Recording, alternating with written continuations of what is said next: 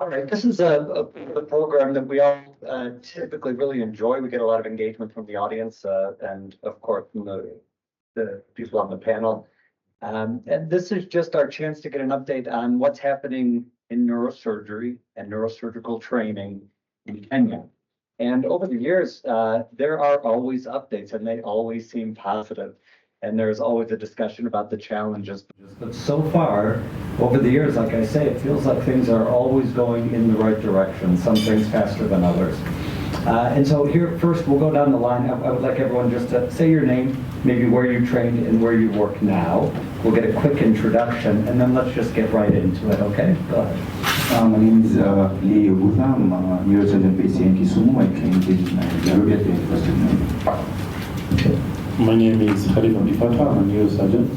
I joined this program when I was a resident. And I trained in America. Currently working in Nairobi at the Kenyatta University Teaching and Referral Hospital and at Kilifi in Coast. Hi, I'm Hugh Williams. I'm working at Tenwick Hospital. I've been there the last 18 months and we have a residency program now. I'm trained in the UK. It's lovely to finally meet you. So I'll just give the talk. So I trained in the UK and then I came back and I worked at the other camp. Doctors Olunya. I trained undergraduates in Nairobi University, and I had the privilege of doing the fellowship training in the UK. Tour of duty. At that time, I was able to do I did Ireland, Scotland, and I was a consultant in England before I came back. I'm currently based at the Nairobi Hospital, and I also work at the Icon Teaching Hospital. Very good. And I'm Chris Karras. I trained at the Ohio State University and continued to work in Ohio as a neurosurgeon. Before we get started, I do have to say this year, one noticeable difference is the force that came from Tenwick, not just with regards to the surgeons who gave excellent talks, understanding the excellent work that you're doing. I understand why you will miss it. And then, not to mention the residents that put up multiple posters and did a fantastic job. So it was a force in this meeting from Tenwick that we appreciate. Let's get right into it. I would like to hear from the panel. Is there an issue? Oh, okay. I'd like to hear from the panel, just generally, the positives over the last year in neurosurgery growth and in training. We're especially interested in training. Are more neurosurgeons being produced? Are they remaining in the country? Where are they locating themselves afterwards? And then some of maybe the challenges. And of those challenges, what would say in each of your minds, the priority be? Which one should be tackled first? And I understand a lot of these things have to be done in tandem. But the positives and then maybe some of the challenges and the priority challenges. Anybody? Yeah, so in terms of the positives, when we were here last year, Kakamega didn't have a neurosurgeon. Kilifi didn't have a neurosurgeon. Kakamega is like 1 hour drive from here. It's a big city. And Kilifi is close to Mombasa. So those two towns now have neurosurgical services, which are regular. Maina, who we trained with, is now in Kakamega. He finished in December, and he's already back to Kakamega. He's doing an incredible job there. So the other thing that I'll say is positive is 1 year ago, the Nigeria University Award in the country was World Ogutu Center.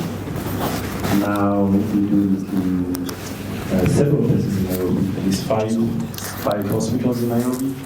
We do it in 2 hospitals in Mombasa, Darakan Mombasa and Coast General Hospital. So now at least things are improving in that side. As far as the challenges are concerned, the usual problem of cost and patients coming on time, that has been an issue, especially for patients who have ischemic strokes, where time is the most important thing. They tend to come to the hospital 2-3 days later, and that is a big challenge.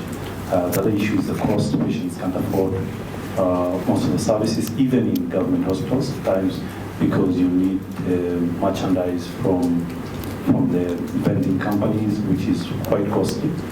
There might be some hope in that, because now the health funding in the country is moving to a new phase, which is going to be universal healthcare, where the government will be covering most of the cost of health. Yeah. Very good.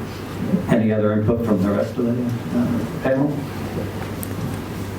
So I think it's a fantastic time to be in Kenya. So for those of you in America who are looking for another place to work, I would 100% recommend coming to live in East Africa, and particularly in Kenya, because there's a lot of growth in the, I mean, our average age is 18, so there's a lot of enthusiasm in our attitudes to learning new things. So some of the things that I thought were highlights last year is we hosted the Society of Neuro-Oncology of Sub-Saharan Africa. We got our publications into neuro-oncology advances. We had an incredible representation within the WFNS that happened in Cape Town. We now have tumor banking that is that's now in Aga Khan and also Moi in Eldoret. And although they haven't started tumor banking for neurosurgery or neuro-oncological conditions, that's the next phase. We have IDH testing in Aga Khan, and we're working towards extending that panel of molecular testing. And there's a growing development between ourselves and other partners. We're getting involved in the brain tumor banking project that is going to be linking across Africa, and we're hoping that people here will be as interested in being involved in that, in developing that capacity, and starting to have conversations between ourselves and the Asian continent on how we're going to develop fellowship training, because we now have 2 residency programs, the COSEXA and UN, but we still have a gap when it comes to fellowship training. So I think I get very excited about that. Last year also was the development of the spine, what do you call it? The orthopedics and the neurosurgery decided to agree and form a spine group. So even in different disease conditions, we're now starting to form organizations that advocate for the patients and push the envelope. Excellent, very good. At Tenwick, we're delighted that we've graduated our first resident. So he's starting, it's Emmanuel Wafula, is starting as a consultant on Monday. So that's exciting, yeah, really exciting for us. And great that the vision is that he will be there for certainly in Africa long term, but even in Tenwick for the next few years. And yeah, it seems that the patient population are also having better outcomes and therefore are more willing to undertake operations. We are living off a legacy of people that have been here for many years before us and have built that. And I think the numbers keep growing, which can be exhausting, but is a good thing. Yeah. And I think, as Beverly mentioned, some of the strategies, ways of working together across the nation will improve neurosurgery as a whole. Thank you. Maybe just to add to one of the positives is that we recently launched East African Journal of Neurological Sciences, and that's now taking publications from people in the field and giving an opportunity for people to share ideas. And I think that's a great step in the right direction. In terms of challenges, maybe I'll just say that Khalif and Beverly have SRS and neuronavigation, and in Kisumu we're still in the pre-microscope era. However, all that is now within our space. And so the hope is that it won't be long before we have that also spreading around the country. Very good. You know, Beverly, you mentioned, and Dr. Olunya, we do want to hear from you too, of course, but Beverly, you mentioned, and I just wanted to follow up, attracting international neurosurgeons to East Africa. Is that a shared opinion? Does everyone feel that that would be useful? Or is it debatable? Are some neurosurgeons hoping more for increased training spots within Kenya rather than bringing in international surgeons? I think there's been a growing discussion around the role of global neurosurgery and surgery within the East African space. There has always been long-term relationships between East Africa and Kenyans in particular with the rest of the world. So, for example, our flying doctor service was because of Makindo spending time here. And as Mr. Olunya will tell you, it was an Italian who was the first neurosurgeon who put the seed of neurosurgery within this space. I think it's the question is how will those collaborations work, and we're asking for collaborations that are mutually beneficial. And I think there are a lot of opportunities there. We have so much to learn, having Fraser and Hugh and Will here has taught us so much. And by the same token, then having the opportunity to visit their respective centers causes that infusion of ideas. The challenge sometimes has been in certain pathways is when those particular people when they come and are isolated from the service and from the community of neurosurgery, and we have a couple of neurosurgeons like that, then they don't enjoy the experience and the patients don't get the best outcomes. But I'm glad to say those are few and far in between now. I think this is, I'll say, this is almost like a dream come true. We have seen how things have grown, and as Beverly will tell you, one thing I must say that in terms of coordinating, you can be working very fast and running very fast by yourself, but we can all go, if we go together, so much better for everybody. She's next to me, but I shall blow her trumpet. Coordinating neurological surgeons in areas where we think you've got our own silos is very difficult. Getting the trainees in positions of training and know what is available, when is available, and how they should rotate has been a nightmare. Beverly has come with all her steam, and she's been able to corral us in a position so that we know who is where and how they should be doing next, which is excellent. Congratulations. For the point of view of what has happened in a year or so, the people who have graduated and come through, that increases our numbers. And what Halif was saying in terms of going availability of neuroendovascular service, it's him. He's doing those cath labs. He's the one who's going around and doing so. It's almost as if you're doing mobile endovascular work. But that's what we have to do to be able to get that. And since planes are available and he's still mobile and he's fit, he can actually do so. But they have to know that that service is available. So Vic, 2018, 2017, when we thought about this happening, I must also say, about last year and this year, more people have come, more people are aware of what's going on. And I have the misfortune, always the privilege of being a patron, so when all this happens, I get accolades, but you're doing all the work. Please keep it up. I think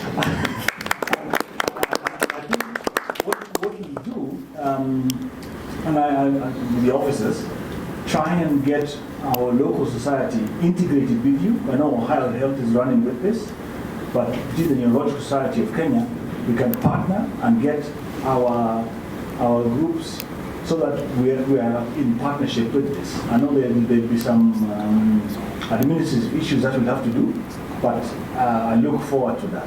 And then finally, I was not there from the beginning, but I was monitoring from a distance.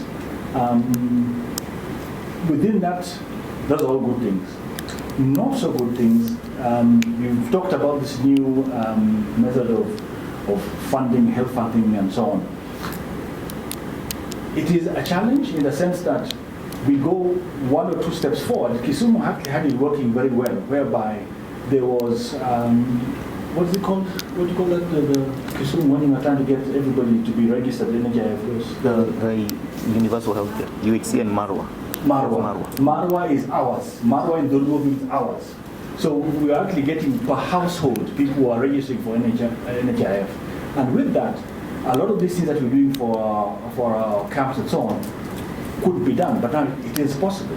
Now, with the same vein, within that year, more people have come through, we're getting more of that. And it's our prayer that this works. I know it's a new system, so we'll have to get some teething problems, and we'll see how that works out. Before me getting into problems when this is being broadcast, I'll stop there. Thank you. You know, what we've noticed over the years is there are things that are particular to Kenya, neurosurgery, and there are things that are just particular to neurosurgery. And we have the same issues in the United States, likely in the UK and in other countries that we share. And one of those is right now in the US, we're finding a regionalization of specialties. And so vascular is a great example, that we'll have regional centers now to send patients to for vascular cases, which are rare enough at this point that not every neurosurgeon can do them capably. Do you feel like, and so we don't want to duplicate resources at all the hospitals. So there are some hospitals that do degenerative spines, some add cranial, some add vascular. And the volume of those hospitals gets smaller and smaller the greater the specialty. Do you feel that if we consider Nairobi to be the place where most neurosurgery can be done, where most of the equipment is, where the highest volume of neurosurgeons are, can that be duplicated elsewhere in the country? Is it worthwhile to duplicate it? Are regional centers being considered for neurosurgery? Or is it the feeling that neurosurgery needs to be spread to every small town in Kenya?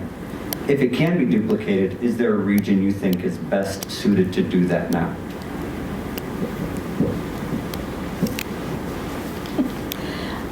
There's a very interesting paper that Fraser and Cheserem did on the capacity that we have for neuro-oncology, and by extension also for other aspects of neurosurgery.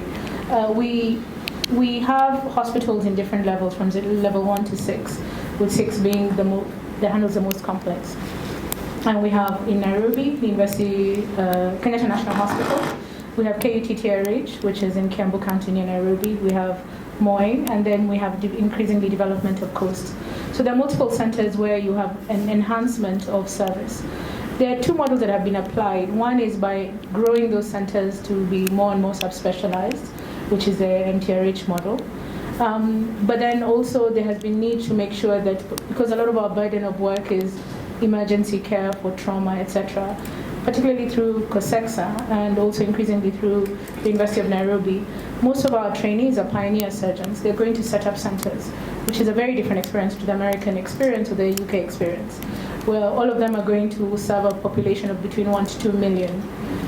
So there are questions around what is the most effective way to do that, because there are risks of burnout, there's risks of service development that is effective. Those are ongoing conversations that we need to have as a society, as a community, and also how those are going to be funded. Yes, to add on from that, or to that English, you came on the board. When you have more people doing more of the same, it's better. Beverly and I like going to the brain, to the nose. And there are certain things, as she was mentioning in her talk, I routinely do a multidisciplinary approach. I do not go up the nose before I have an ophthalmologist, an ENT surgeon, a radiologist, and an endocrinologist. And you might think that's an overkill, but they don't have to be on site. But we discuss the cases prior to, and that which you are having concerns like with the person who had the acromegalic, I worry about it. And before we pick the nose, they have to be stable. That comes from one, having the volumes, having the insight, and having the support. So coming back to your question, yes, it would be useful to get that subspecialty regional centers, but if Halif is in Kilifi and he's by himself, he can't do all that. But with what COVID taught us was that you are able, therefore, to communicate electronically, have the case discussions, and have a way forward.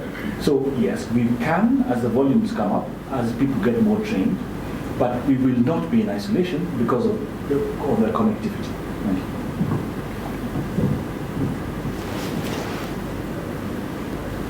Yeah, one of the issues of developing centers of excellence, like where all certain cases are referred to, there's been a bit of a challenge in the country because of the way the administrative system is set up. So the country has 47 counties. If I give you a good example in the coast, There are 3 counties with their headquarters in a distance of less than 100 kilometers. So there's Kwale County, Mombasa County, and Kilifi County with a distance of 100 kilometers.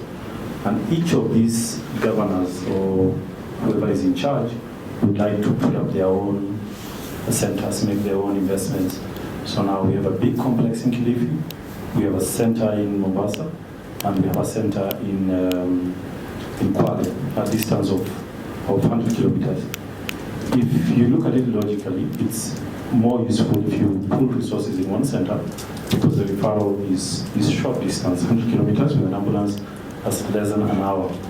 And now everybody is pushing for their own centers and is putting in resources. I don't think it's only because it's the whole country.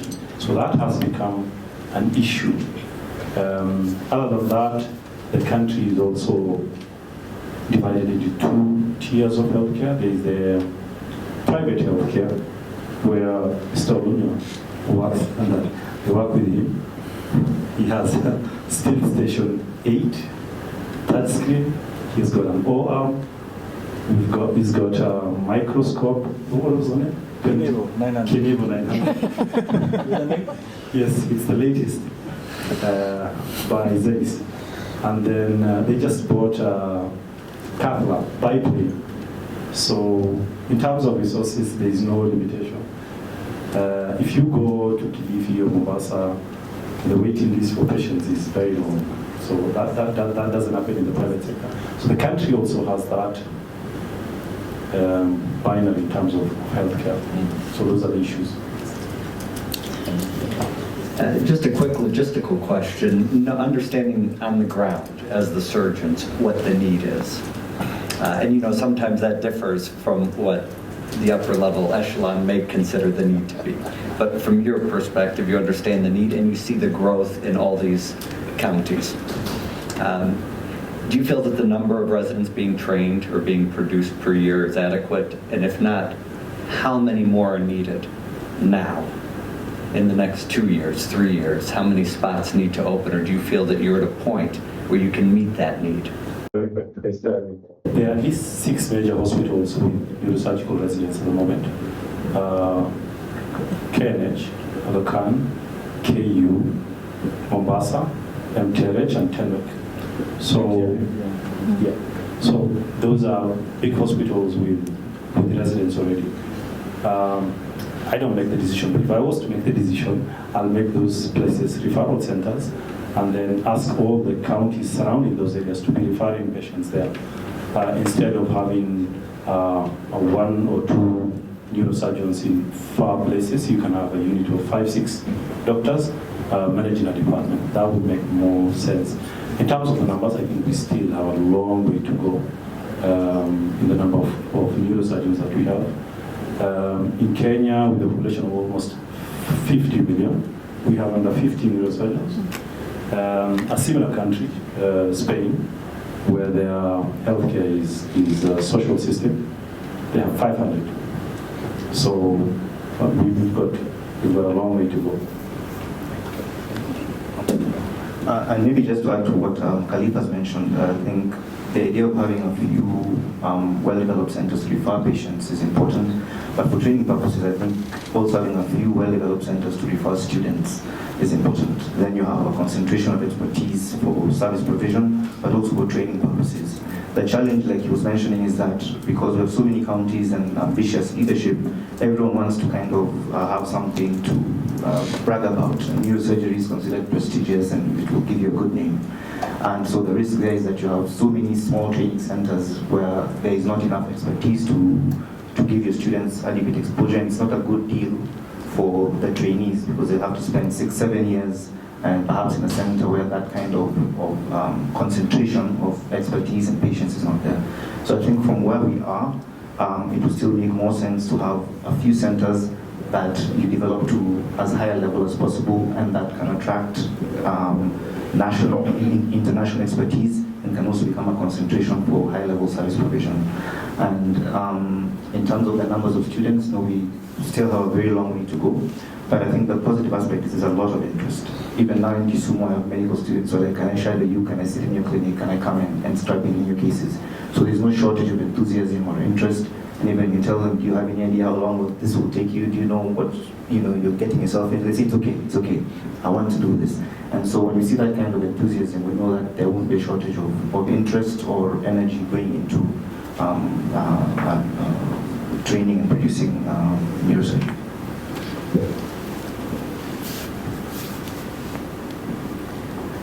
I think the other thing that we have as a challenge is funding during training.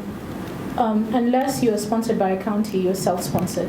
To do a 6-year residency, when you're often married with children, and you have to travel between centers, and you don't have a regular salary, has a significant effect on our ability to train. We did a study during COVID of the neurosurgical trainees across Africa, and the vast majority, over 80%, earn less than $1,000 per month, and many actually earn zero. So it was a Kenyan experience. More than 50% have no regular income of their own to speak of.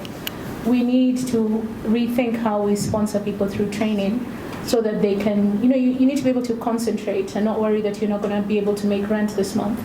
And also that's a challenge when it comes to accessing resources for studying, for developing your skills development, for attending meetings. We need a different model that allows the best to be able to train comfortable in knowing that they are adequately funded during the course of their training. That's the first one. The second one is we need to develop the surgical trainer. The assumption that because you can operate, you can teach is not true.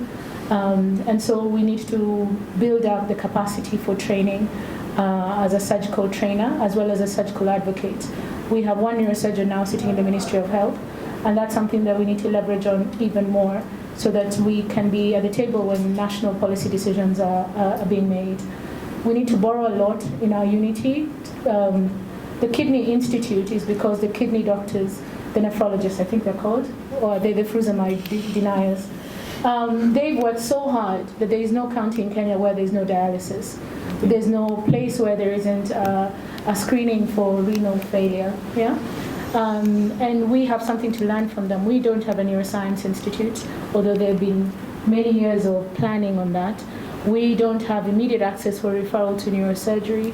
There are many people who don't even know we exist in certain centers, so they will refer the patient to a center miles away because they don't know that a capable surgeon is within their vicinity.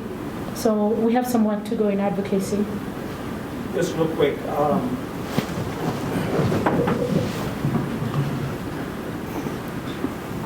Even in the U.S., if you go to a hospital and start a new neurosurgery program, it's a challenge. I'm just trying to hear from our gentleman in Kakamega.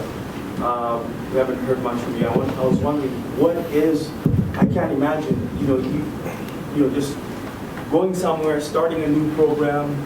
What's the support administratively? What are the challenges that you're having? Just kind of being, being on your own there. So I've been in Kakamega for, this will be my second month. So I reported on January the 2nd. So far, from what we gather from the county administration, sounds like they are up for it. The word from the governor, the word from the Minister of Health is that they're willing to support. However, we still have teething problems as we start. For instance, getting equipment is a challenge, so you have to get some of the things like 4 laminectomy sets. I've had to get my own. So at least if you come at night with the Kodaikwena syndrome, at least you can be sorted. We still have most of those teething problems. Our ICU is only a 4-bed ICU. So you can imagine after one call, the ICU is full. Because you have a lot of patients who suffer trauma, especially if you consider the number of motorcycles along this road. So, but it's just a start, so we'll give it time and see. I know the government moves quite slowly, but so far, from what they are promising, I think I'm quite hopeful for the future. The other advantage I have is I have colleagues nearby. Dr. Lee is just about an hour away from me. My teachers in Eldoret are also close by. My teachers in Aga Khan, they're also a phone call away. So far so good. So I'm still optimistic. It's a challenge, but I think we'll see how it goes. And then just one more, thank you, and one more question for Dr. Lee is when you drive around and go around the roundabout and you see all these motorcycle people, where is the trauma? I haven't seen this. Where did they go? I mean, I would think they would be just dropping from everywhere because, I mean, driving around, it seems that these motorcycles, it just seems like there will be tons of spine trauma. What happens? I mean, do they just not come to the hospital, or are you hiding them from them? Are you doing some other service? My hardworking and insomniac resident, Dr. Joanne, will attest to the fact that they are there. Now, first of all, you might have noticed that helmets are optional, and following traffic rules is also optional. So these guys crash quite a bit, and so we have a lot of head trauma. The acute epidurals and acute subdurals are a daily event. Spine trauma, strangely enough, is not as common from the motorcycles. When I get spine trauma cases, they are falls. Fall from a roof, fall from a ladder, fall from a billboard. Yes, and trees. 70-year-old guys falling from trees. That tends to be more the pattern of spine trauma. So the numbers are actually fewer than one would expect or look at when you look at the population of the motorcycles moving around town. The head trauma the burden is quite high, and I'm glad that at least we have a training program for residents. So they are required to learn how to evacuate an epidural hematoma, how to do bubbles, and so at least most nights I can count on those very acute emergencies being taken care of, even if I'm not physically there. The burden of trauma and kind of awareness that help is available is also an issue. For spine patients, a few come and we see them coming in with, bed sores, cubitus ulcers, and we know they've been somewhere in some peripheral facility, and they've been lying in bed and being fed and little else being done for them. So there is that proportion of spine patients who come but after significant delay when they're complicated. And actually what brings them is now the bed sores and sepsis and, rather than the acute spine injury. And we find that they've been acutely injured, they've been in a peripheral facility for some time, and they come not really for the spinal issue, but because of the secondary complications. And that's what I'd say about that. Did you have something to say? Chris, you had asked what Beverly said earlier on about inviting the neurosurgeons to come across from the US to help us with this burden of disease. Please come, but with your own funding. And if you can fund somebody else to help you, that would be very good. It will not be a problem that, you may think that we feel that you are taking away from us what it is that you can do. It also depends on the attitude. I mentioned earlier on when Beverly was giving a presentation that people come and shop and take patients away. It's different from yourself coming and mixing it in with us to build our service. So if there's a port somewhere, Dr. Patel has, since he's got connections with Kisumu, our thoughts that we had about 2 years and 3 years ago, let's develop it some more so we can encourage guys with funding which you can bring for them to be around. Thank you. Very good. We've gone about 30 minutes, but I think we should extend a little to take questions from the audience. Does anybody have questions or comments? Of course. Yeah. You guys mentioned that 80% of residents are self-funded. So from a socioeconomic standpoint, essentially your family has to take that burden on for their child, I'm assuming, right? How do kids from low socioeconomic standing that don't come from at least middle class to upper class beginnings, can they go into neurosurgery at all? Is there loans to take out with a bank? Is there opportunities to get money? This is a very small group of trainees of the Pan-African Christian Association of Surgeons. They're funded through. So if you are fortunate enough to be accepted on the program, then they are funded. So that's only 5. So.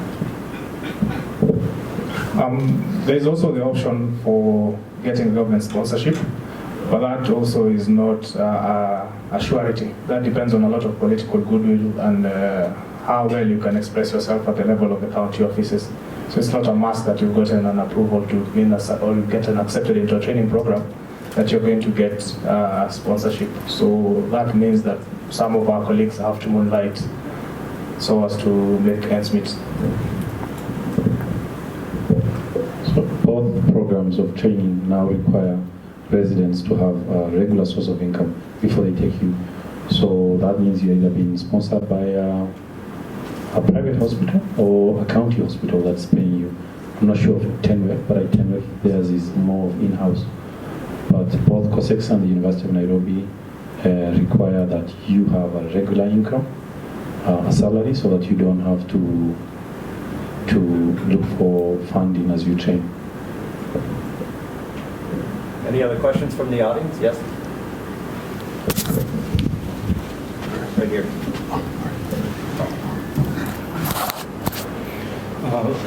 Mine is a question about developing centers of excellence where we can coalesce all these neurosurgeons. An example of myself, I work for Bomet County, where Tenwek is situated. My hospital is probably maybe 10 kilometers or so away from Tenwek. I think one better option would be to have a few centers of excellence where you have resources put in and an enabling environment for you to work as a neurosurgeon.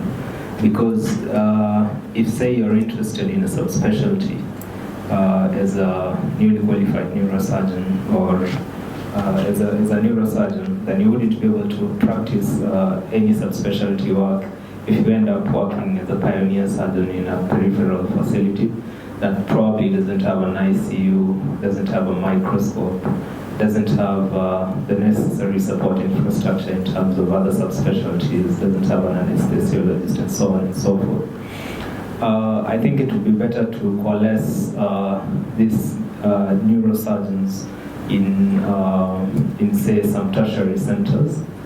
That way we can be able to offer quality care, and there would be an option for people to practice some subspecialty work. I think that's my opinion. Any comments or responses? Yeah, so it's a big challenge. When I finished and I went back to my center, my sponsoring county, which was Kilifi, we had to start from scratch. There are no sets, there is no CT scan, there is no radiologist, there is no anesthesiologist, but you have a neurosurgeon. So there are no EDDs available. Fortunately, 40 minutes drive is Coast General Hospital with a CT scan, MRI, and a department that is functioning. So sometimes we go with the patient and do the cases there. Yeah. So the administration in the county is determined in making neurosurgery work at that center. So they are buying this. Planning to buy a CT scan, an MRI, sets, microscope, and employ people. Yeah. And maybe just as a word of encouragement to the younger guys who are coming up. When I came to Kisumu, I had a backpack with a Hudson brace and bipolar forceps and bayoneted forceps, and I'd have to look around for brain parties and things like that, and have them in a backpack because there was no hospital with a set. That's not the case anymore. And so where we're going is a good place. Okay. So I have a comment and then maybe a question. The comment is the more things change, they're staying exactly the same. So it's eerily like the United States in terms of how neurosurgery is developing, in terms of the arms race tactic. Being a New Yorker, I can tell you that there are more neurosurgery centers than Starbucks. And in one respect, it's great because you have some of the greatest centers in the world, but they're all within a 5-mile radius. You probably wouldn't get neurosurgeons from the various institutions sitting together in a room saying, how can we collaborate? It's more like, how can I strangle that guy when he's not in the room so I can get his patients? So I would just say that if you can remain collegial and learn from the mistakes of some of these situations that have occurred across the water, that would be in your best future, I think. That's sort of the utopian look at things, but that's just something eerily that I'm hearing, like, wow, that sounds just like New York, where this center has to build this, so this one buys an O-arm, so this one buys 2 O-arms, and this one buys a Pentero, but this one buys whatever, and then they advertise that we have some other widget. And that goes across state lines, where it's like, well, I'm going to go to Massachusetts because that's where Harvard is. So that's just interesting comment. So there are things that are absolutely universal. On a more local level, being a visitor and a guest, and Lee being now full-time, which is wonderful to know that when we leave, we have a reliable, qualified, excellent surgeon in our absence. What could we ask of you to now move into another level of what this is, as opposed to camps and visits and peaks and troughs? What would your recommendations to us be? Not what can we do for you? What do you need? What do you want from us?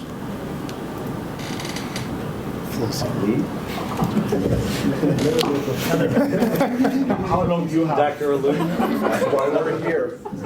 It's a 14-hour flight. I think that prior to coming back to Kenya, I worked in Tanzania. With my friend Roger. Yes. That's why I do this. I think that one of the things I learned working with him is that this is a long-term relationship for it to be effective. Keeping those open lines of communication and then working in a systematic manner to increase capacity by addressing one aspect after the other. So for example, if this camp is on spine, maybe next one is on a particular aspect of spine or pediatrics or functional. And I think that seeing the capacity here for that to extend beyond Kisumu. So maybe in future, part of the cornerstone of that would be Kakamega, so that it becomes like a way traveling rather than always just being focused in one place. I think Eva was very blunt. Our big problem is financing and visibility. Something that anytime you have a partner from a more dominant sphere, there's an opportunity to elevate the work that we're doing in other spaces that allow for the appropriate equipment donation and capacity building, scaling of staff. So for example, with Roger, he worked in the neuromonitoring and has continued to sponsor a neuromonitoring program, so the locals now are being trained to do it themselves.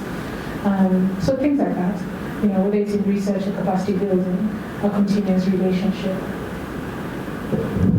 Tim, want to say something? Yeah, I just have a question and a comment to make.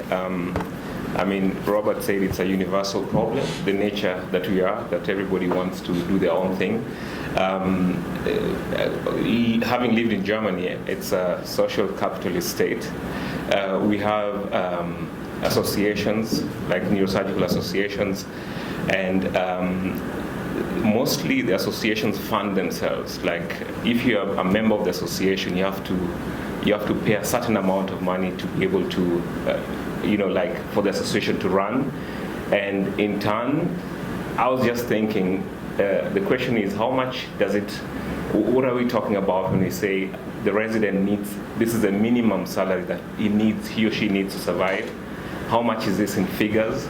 And has there been any thought in this direction of, which is a difficult direction, I know, because of the universal problem, whether it's possible for the 40 or so neurosurgeons to form a strong association which can actually fund maybe 2 or 4 residents a year without it being too painful for anybody. Are there any thoughts in this direction? Would this be possible?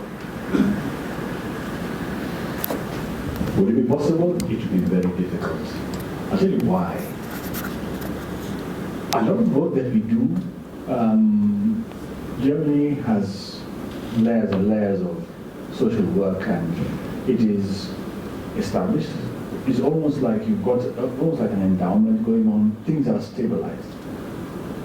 The neurosurgeons that you see here, a lot of them, or how it has come through, they are the institution. So he is the father, he is the mother, he is the uncle, he is the aunt, and he's paying for this one and buying the chicken for the fall. So, but before you start thinking about giving support to a trainee who is not related to you, it is a challenge. It's a mindset, I agree, but it will be difficult.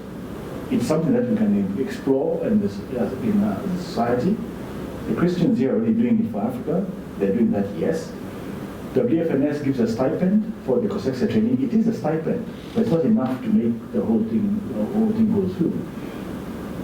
One thing which we haven't done is to go to industry and ask industry to see if they can support. But I know industry would want to support their own, if it's graduates for accounting or something, but it is possible for us to go into industry and ask them for that kind of support. That's something that we can do. The story that Lee is saying, and all of us have said, when we started off, when I did this, we all did it. Renato Francesco Ruberti came from Milan, he came from Padua in Italy. He came with his own, he did angiogram, he was doing all these angiograms, he used to work in Aga Khan, he used to work at KNH, he used to work at MP Shah. He did it by himself. All the equipment was his. I had the privilege of taking over his practice. So I've actually got his Hudson braces that he used in 1967. I have them in a cupboard. When Mr. Kurishi came back, he came back with a stereotactic machine. We were doing biopsies for that, just recently been published.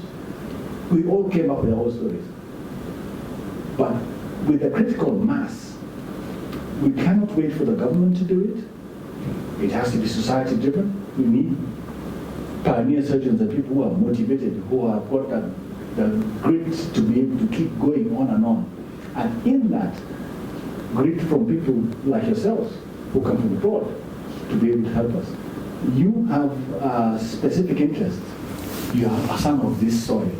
Rick is a son of this soil.